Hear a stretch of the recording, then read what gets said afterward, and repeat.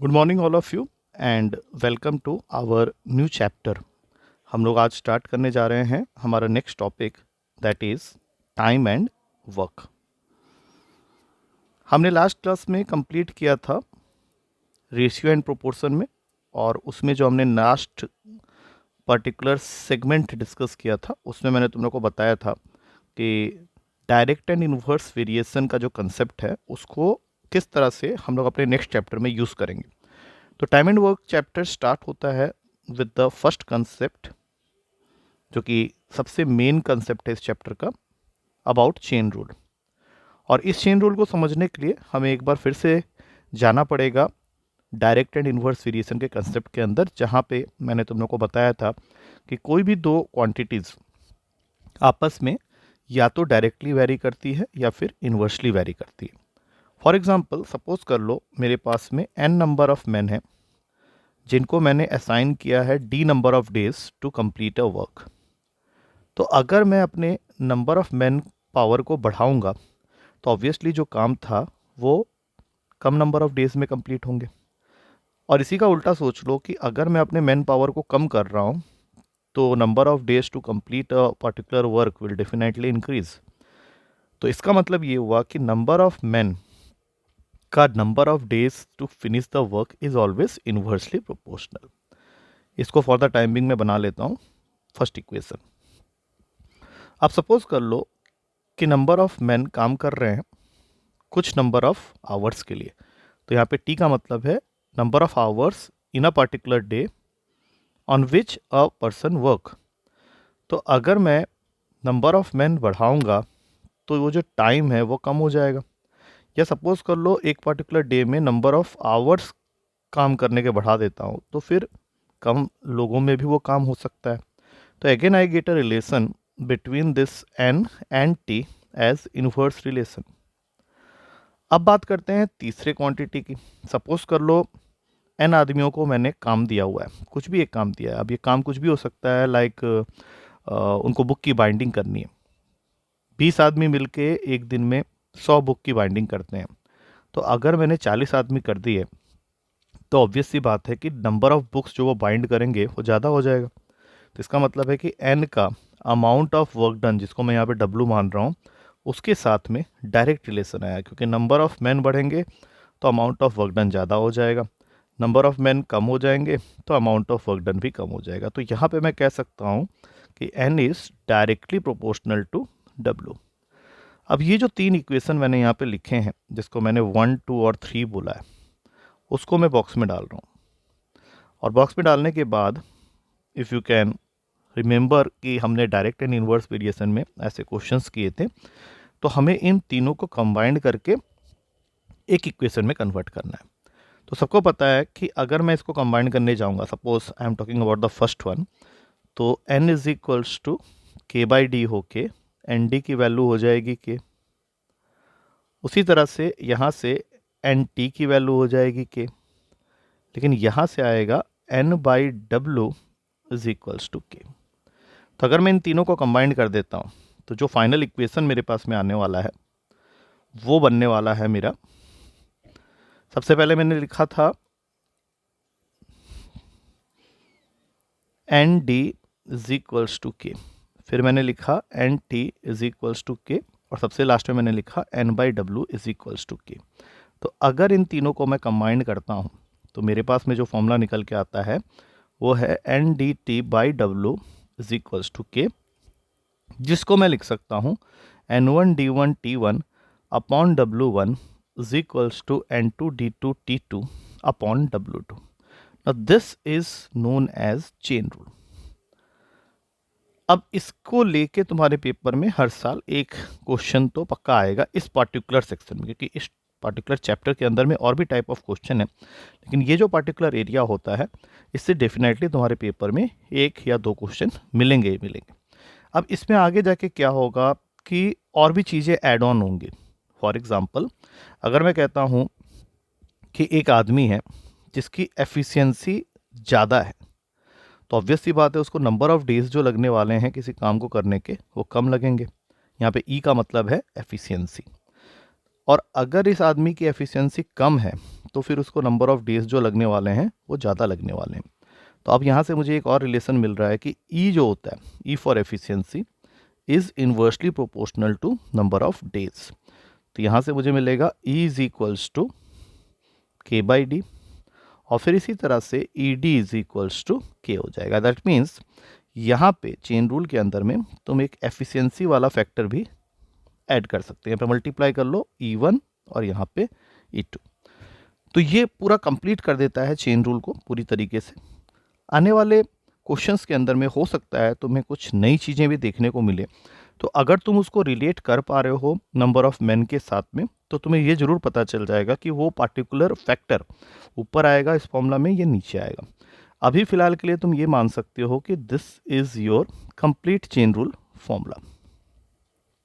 अब इसके अंदर दो स्पेशल केसेस होते हैं जिसके बारे में हम लोग क्वेश्चंस के थ्रू डिस्कस करेंगे, बट यहाँ पे मैं उसका एक बेसिक आइडिया तुम लोगों को दे देता हूँ सो दैट जब हम क्वेश्चंस करें तो हमें स्ट्रेंज ना लगे। तो वो होता है application of chain rule. Application of chain rule के अंदर क्या होता है कि कई बार ऐसे क्वेश्चन होते हैं जहाँ पे तुम्हें दो सिचुएशंस एनकाउंटर करने को मिल सकते हैं। एक होता है द कंडीशन ऑफ रीइंफोर्समेंट और एक केस होता है कंडीशन ऑफ डिप्लीशन। रीइंफोर्समेंट का मतलब होता है बढ़ना और डिप्लीशन का मतलब होता है कम होना। अगर मैं सिंपल इंग्लिश के लैंग्वेज में बात करूं तो रीइंफोर्समेंट मतलब नंबर ऑफ मैन पावर का बढ़ना और डिप्लीशन मतलब नंबर ऑफ मैन पावर का कम होना। तो इसको लेके एग्ज़ाम में तुम्हारे पेपर में क्वेश्चंस बनते हैं। एक छोटा सा एग्जांपल देके मैं समझाने की कोशिश करता हूँ। सपोज कर लो एक घर के अंदर 30 आदमियों का खाना पड़ा है 50 दिन के लिए। एक घर के अंदर 30 आदमियों का खाना पड़ा है 50 दिन के लिए। 10 दिन तक 30 आदमी खाना खाते रहते हैं, उसके बाद 50 आदमी और आ जाते हैं, मतलब इस 30 में और 50 आदमी ऐड हो जाते हैं। तो क्वेश्चन ये पूछेगा कि अब खाना कितने दिन तक चलेगा। नाउ चूंकि इसमें 50 आदमी ऐड हुए हैं तो this is the case of reinforcement. बजाय इसके क्वेश्चन ये भी कह सकता था कि अगर 30 आदमियों का खाना एक घर के अंदर 50 दिन के लिए रखा हुआ है, 10 दिन तक यही 30 आदमी खाना खाते रहते हैं और उसके बाद 10 आदमी चले जाते हैं। तो 10 आदमी चले जाते हैं मतलब यहाँ पे आ गया 30 माइनस 10 मैन। तो अब खाना कितने दिन तक चलेगा। तो एक जगह तुम देख सकते हो कि आदमी बढ़ गए तो उसको मैंने बोला रीइंफोर्समेंट, और यहाँ पे तुम्हारे आदमी कम हो गए तो this is the case of depletion. तो दोनों ही केस में हाउ टू कैलकुलेट कि कितने दिन में खाना तुम्हारा सस्टेन कर पाएंगे ये लोग, इनको लेके जो क्वेश्चंस बनते हैं उसको हम लोग बोलते हैं एप्लीकेशन ऑफ चेन रूल, जिसको मैंने यहाँ पे रीइंफोर्समेंट और डिप्लीशन दो कैटेगरी में कन्वर्ट कर दिया है। इस तरह के क्वेश्चंस को कैसे करना है ये सब अभी हम लोग डिस्कस करने वाले हैं हमारे क्वेश्चंस राउंड में। ये हमारे थ्योरी का पार्ट था जहाँ पे मैंने तुम लोगों को फर्स्ट टाइप ऑफ क्वेश्चन समझाया और उसका एक एप्लीकेशन दिखा दिया। तो अब हम लोग इन सारे टाइप्स को क्वेश्चंस के थ्रू समझेंगे। तो जो भी हमारा नेक्स्ट स्लाइड्स आने वाले हैं वो क्वेश्चंस के होंगे, उसमें हम लोग एक एक करके देखेंगे कि तुम्हारे प्रीवियस ईयर में किस तरह के क्वेश्चंस इन पर्टिकुलर दो टाइप ऑफ कैटेगरी से इस चैप्टर के पूछे हुए। तो let's move to our slide section. तो स्लाइड्स के अंदर में जब हम लोग मूव कर रहे हैं तो यहाँ पे हम लोगों ने मैंने कुछ प्रीवियस ईयर के क्वेश्चंस की कैटेगरी बनाई हुई है। तो let's start with the questions. मैं वीडियो को पॉज नहीं कर रहा, I just want to start without any taking break. तो ये मैंने यहाँ पे कुछ क्वेश्चंस की कंपाइलेशन की हुई है। तो हेडिंग है time and work basic concepts class 1 chain rule and its application. तो let's start with the questions. अब यहाँ पे क्वेश्चन नंबर 1 है, how many man will be required to plough 100 acres of land in 10 days if 10 man require 8 days to plough 20 acres of land. अब यहाँ पे समझो इस चीज़ को कि यहाँ पे ploughing the land is counted as work done. तो हमारे पास में नंबर ऑफ मैन है, डेज की जानकारी है, अमाउंट ऑफ वर्क की जानकारी है। तो फॉर्मूला का ये 3 एलिमेंट्स उसने पिक किया है। तो सबसे पहले तो चेन रूल को आइडेंटिफाई करके ये फॉर्मूला लिखना है। अब हमें हमेशा एक साइड के सारे वैल्यूज़ दिए होंगे, दूसरे साइड के कुछ वैल्यूज़, एक वैल्यू को वो छुपा लिया होगा। जैसे इस क्वेश्चन को अगर ध्यान से पढ़ें तो एक साइड की वैल्यू है कि 10 man require 8 days to plough 20 acres of land. यहाँ पे ploughing 20 acres of land is your amount of work done. अब दूसरे साइड में है हाउ मेनी मैन, मतलब N2 तुम्हें निकालना है, will be required to plough 100 acres of land in 10 days. तो ये मैंने सारी फिटिंग कर दी। आई होप सबको समझ में आ गया होगा। तो 10 से 10 गया, 20 ये 5 को काटेगा इसको, और N2 की वैल्यू 40 डेज आ गया, दैट इज 8 इंटू 5। ऐसे क्वेश्चन में हमेशा ध्यान रखना है कि हम मल्टीप्लाई कम करेंगे, हम लोग कटिंग पे ज़्यादा भरोसा रखेंगे कि कितनी चीज़ें हैं जो डिवाइड हो जाएगी, तो उससे हमारा कैलकुलेशन कम पड़ेगा। जैसे इस क्वेश्चन में हुआ, N2 आ गया तुम्हारा 40। तो ऐसे ही हमने और भी क्वेश्चंस देखने हैं। तो let's move to our next question. Next question कह रहा है 9 man can finish 1/3 of the work in 10 days. इसका मतलब है अगेन तुम्हारा फॉर्मूले में 3 फैक्टर्स लिए गए हैं। तो मैं N1 D1 upon W1 is equals to N2 D2 upon W2 के फॉर्मूले से स्टार्ट करता हूँ। तो 9 man can finish 1/3 of the work in 10 days. The number of additional man, ध्यान रखना यहाँ पे लिखा है एडिशनल मैन, तो मैं अभी यहाँ पे फिलहाल N2 ही लेके चल रहा हूँ।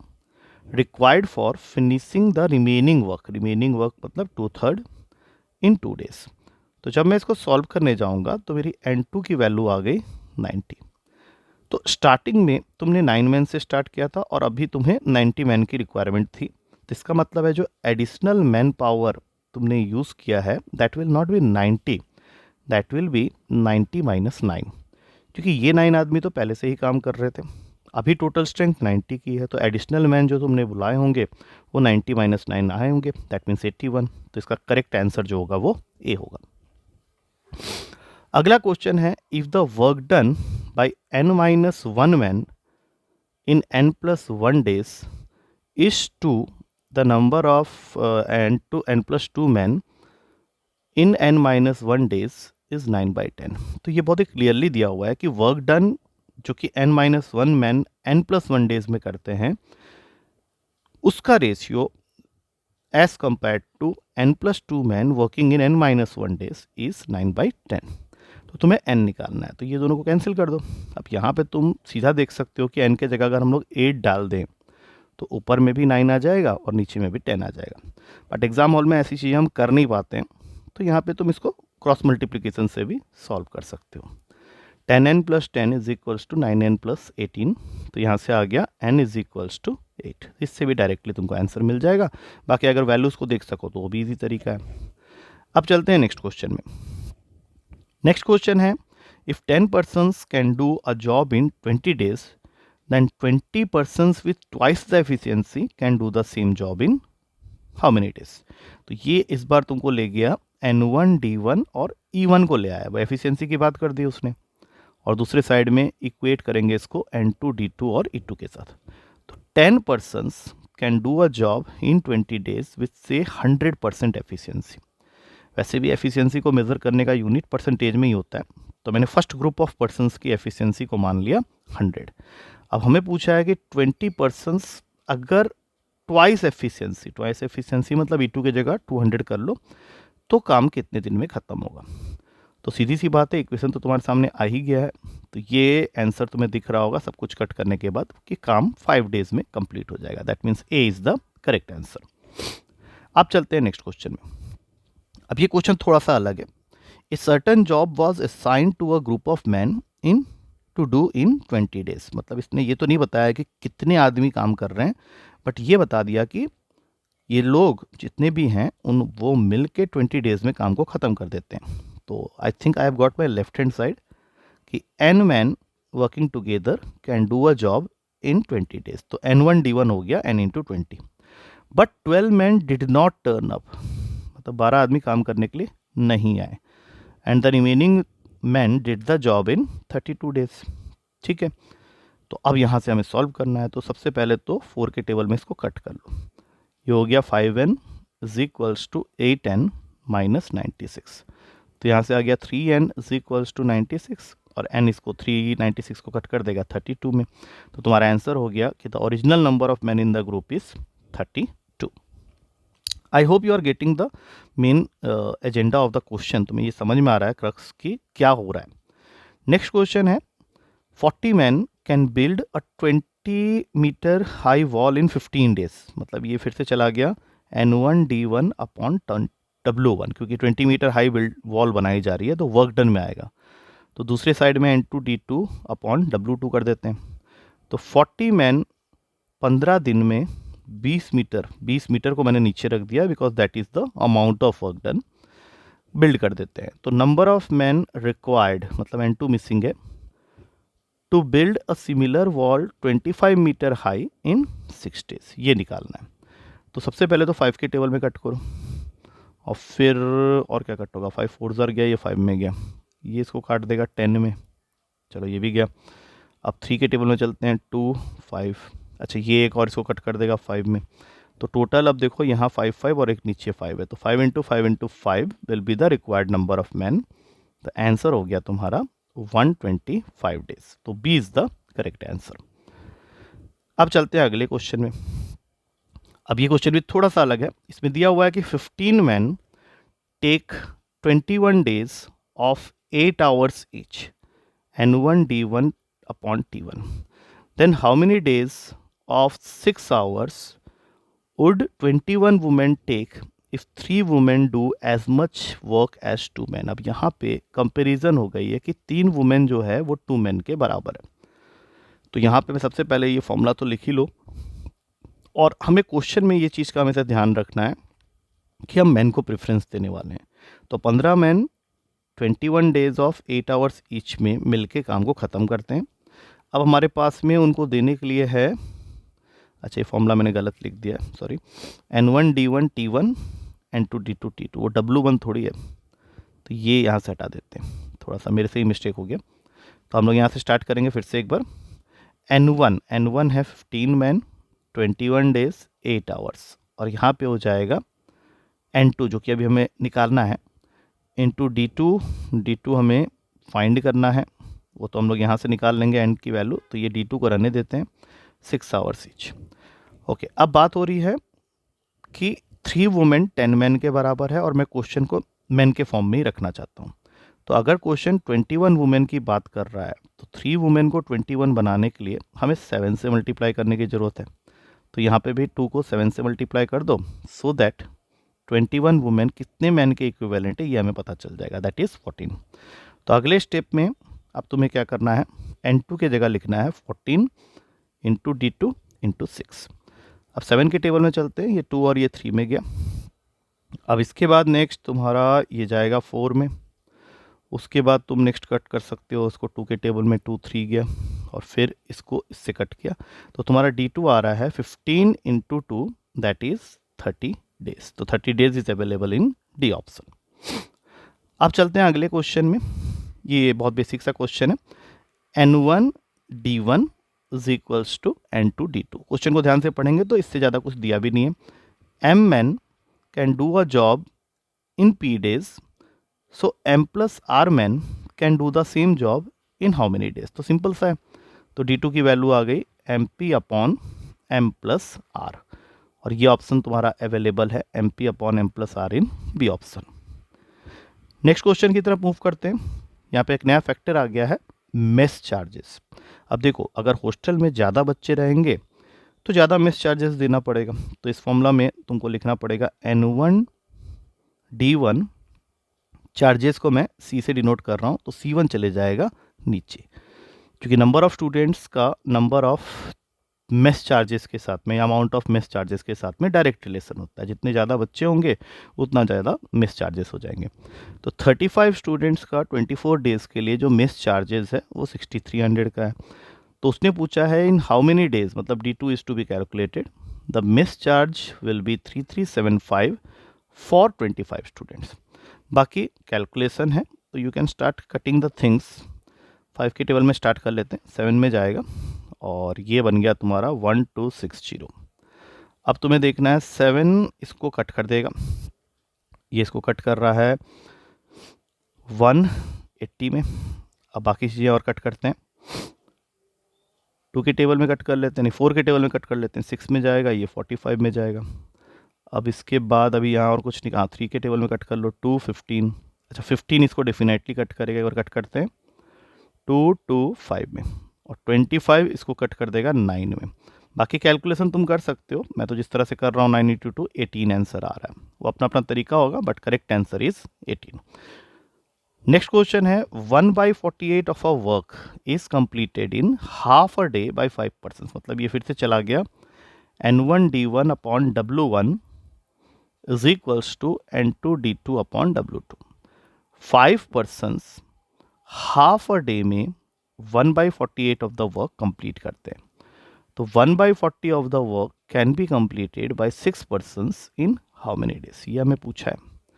तो अब यहाँ पे तुम क्या करोगे, देखो 5/2 इंटू 48 और ये 6 इंटू 40 इंटू D2। ये इसको काट दिया 24 में, 6 के टेबल में ये 4 में गया, 4 के टेबल में ये 10 में गया, और इसको जैसे ही कट करोगे तो D2 की वैल्यू आ रही है 2 डेज। तो B is the correct answer.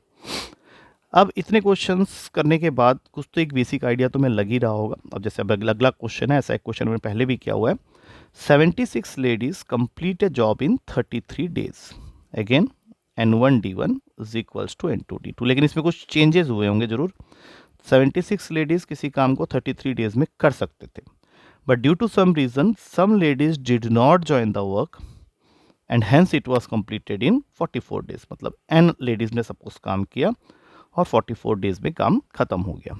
तो हमें इस बार ये बताना है कि कितने ladies did not report for the work.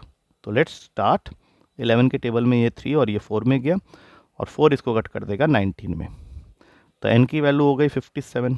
मतलब 76 की जगह 57 लेडीज़ ने काम किया, और काम इसलिए 44 डेज में हुआ। तो कितने लेडीज़ काम पे नहीं आए, some number of ladies did not reporting for the work, क्या हो जाएगा? सिंपल सी बात है, 76 में से 57 को माइनस कर लो, that is 19 ladies are there who did not report for the work. अब चलते हैं एप्लीकेशन ऑफ चेन रूल के, जिसके बारे में मैंने बात किया था कि इसके अंदर में दो चीज़ें होती हैं। अभी स्टार्टिंग जब थ्योरी हम लोग कर रहे थे, तो कुछ क्वेश्चन में तुम्हें दिखेगा कि लोग आ रहे हैं, मतलब मैन पावर बढ़ रहा है, दैट इज कॉल्ड रीइंफोर्समेंट। और कुछ केसेस में तुमको दिखेगा कि तुम्हारा मैन पावर कम हो रहा है, दैट इज डिप्लेशन। तो देखते हैं। तो पहला क्वेश्चन ही है, in an army camp ration is available for 100 soldiers for 10 days. N1D1 equals to N2D2। तो सबसे पहले लेफ्ट हैंड साइड 100 सोल्जर्स के लिए 10 डेज का खाना है। After 2 days 60 soldiers joint. इसका मतलब है कि यही 100 सोल्जर्स 2 डेज तक खाना खाते रहे, लेकिन उसके बाद हुआ है रीइंफोर्समेंट। रीइंफोर्समेंट वाली बात कहाँ से पता चल रही है? क्योंकि 60 सोल्जर्स ने ज्वाइन किया है, मतलब अब यहाँ पे न्यू मैन पावर हो गया 160। और तुमसे ये पूछा जा रहा है कि then how many days will the remaining food now last, तो उसको डी ले लेते हैं।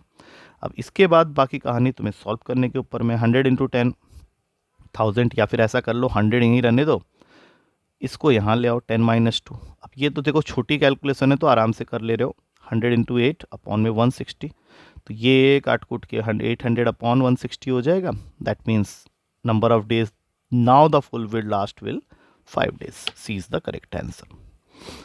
नेक्स्ट क्वेश्चन से और क्लियर कर लेंगे, नेक्स्ट क्वेश्चन में चलते हैं। अब क्वेश्चन है, a garrison of n man had food for 30 days.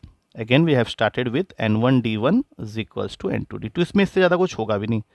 n आदमियों का खाना पड़ा हुआ है किसी गैरिसन एक बड़े से घर में फॉर 30 डेज, 10 डेज तक, क्योंकि जो भी हुआ है आफ्टर 10 डेज हुआ है, तो 10 डेज तक यही n आदमी खाना खाते रहे। उसके बाद again 50 more man join, that means reinforcement का केस है, n+50 हो गया।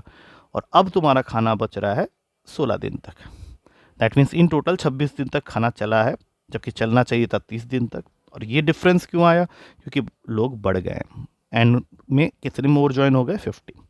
अब यहाँ से सॉल्व करो, n इंटू इसको यहाँ ले आओ तो 20 हो जाएगा, और ये n+50 इंटू 16। अब इसमें तुम दो काम कर सकते हो, या तो ब्रैकेट खोल दो या फिर थोड़ा छोटा कर लो 4 के टेबल में काट के, ये 4 ये 5, तो 5n is equals to 4n + 200। तो n की वैल्यू हो गई 200, मतलब इनिशियली जो आदमी थे तुम्हारे पास वो 200 थे। अब चलते हैं नेक्स्ट क्वेश्चन में। अब इसमें फिर से अगेन मैं पहले ही लिख देता हूँ N1D1 equals to N2D2, because इसको छोड़कर और कोई फैक्टर आना नहीं है। तो 120 man had food for 200 days. After 5 days, मतलब 120 मैन के लिए 5 दिन तक खाना चलता रहा, बट उसके बाद क्या हुआ है, 30 man died due to epidemic, मतलब ये केस हो गया तुम्हारा डिप्लीशन का, क्योंकि 120 में से 30 आदमी मर गए due to epidemic, and the now remaining food will now last for how many days. Simple सी बात है। तो 120, इस 5 को यहाँ माइनस कर दो ले जाके, तो 195, और ये 120 माइनस 30 90 हो गया। अब अगर तुमने 30 का टेबल ठीक से पढ़ा है तो ये क्वेश्चन नेक्स्ट स्टेप में ही निकल जाएगा। 30 के टेबल में ये 3 में और ये 4 में जाएगा, ये इसको काटेगा 65 में, तो डी की वैल्यू आ गई 260 डेज, और that is available in D option. अब आ गए हम अपने आखिरी क्वेश्चन में। यहाँ पे दिया हुआ है a house had food for some man for some number of days, मतलब इस बार कुछ नहीं बताया तुमको, एन डी। आफ्टर 10 डेज, मतलब 10 डेज तक खाना खाते रहे ये यान आदमी। आफ्टर 10 डेज लेकिन क्या हुआ है, 1/5 of the man power went away, मतलब एन में से 1/5 ऑफ एन वेंट अवे, मतलब ये डिप्लीशन का केस है। And now the remaining food will last as long as before, मतलब जो पहले चलने था उतना ही चलेगा क्योंकि लोग कम हो गए। अब यहाँ से देखो दो फैक्टर्स आ गए, एन और डी, लेकिन हमें तो एन निकालने के लिए बोला है कि हाउ लॉन्ग वाज दैट, तो एन की वैसे भी चिंता करने की ज़रूरत नहीं है क्योंकि एन हम लोग कॉमन लेके कैंसिल कर सकते हैं नेक्स्ट स्टेप में। हमें वैसे भी एन नहीं चाहिए, हाउ लॉन्ग वाज दैट मतलब डी की वैल्यू चाहिए, तो ये हो गया 4/5 एन डी।